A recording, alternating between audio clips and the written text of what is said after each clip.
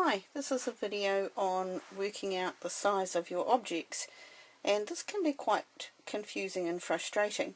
What I've done is I've put an icon of an umbrella on the mat, and I want to see how big I can make that icon, so to fit it to my 12 by 12 page that I've got in there.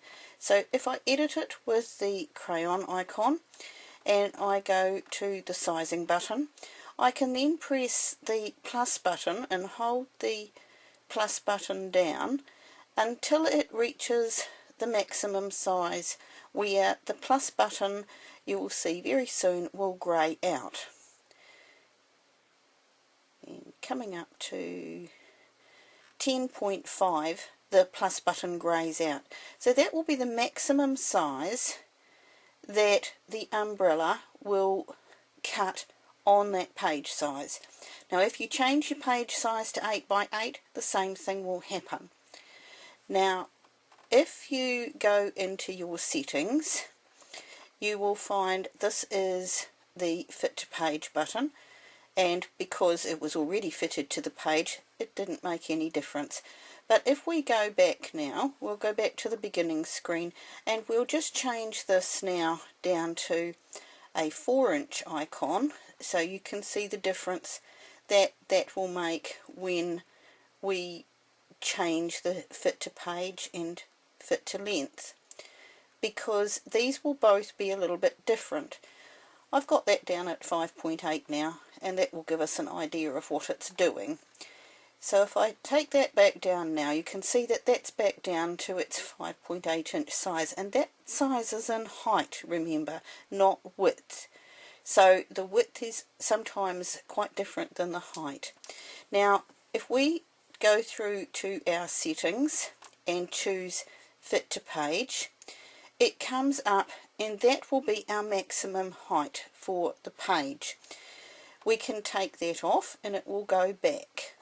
But if we come through to, that's our mat size and our paper size, and our paper size is 12 inches. If we change our paper size and go to fit to page, that will fit it to the size paper we have. But in the meantime, if we go through to fit to length and we choose fit to length of 12 inches, it's going to fit it to a 12-inch length. And what we find then, when we go back, the area is greyed out, which means it will not cut a fit to length of 12 inches. And if we go back and choose our mat size and we choose a 12 by 24 mat, you will then see that it does actually cut right to the 12-inch mark. So it has fitted it to length on 12 inches, but if you want it to fit to 12 inches on the length, then you're going to have to change your mat size to do so. Now as soon as we change our mat size back to the 12-inch mat, then we will get the item greyed out again. Now remembering, the way you can tell that you've got a 12 by 24 mat or a 24 by 12 is that it scrolls, and instead of having a little grey bar down the side here, it will be clear and it will have the little marks on it for the inches. So that's the way that you size your objects.